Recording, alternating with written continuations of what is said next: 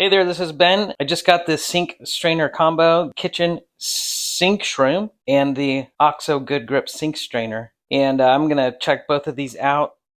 So both of these have a nice thin profile.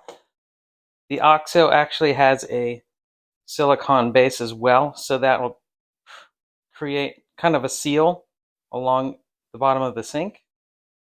And this does not have that, but it looks like it will just rest nice and flat against the bottom of the sink.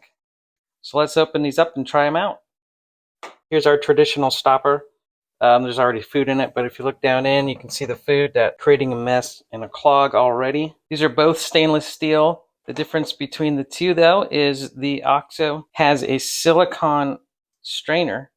So this is a silicone, it's flexible, and the selling point of this strainer is that this pulls out inside out, allowing you to easily dispose of all of the food it collects. The selling point of this is that the center part here rises up above the level, so it prevents pots, pans, and other flat items from blocking the hole and preventing the water from flowing out. Both of these claim to not stop the flow of water.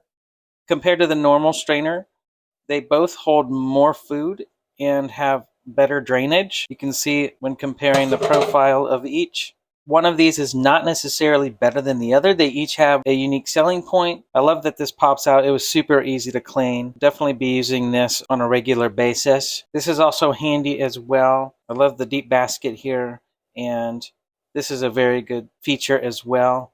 These are both great. I'm super glad I got these.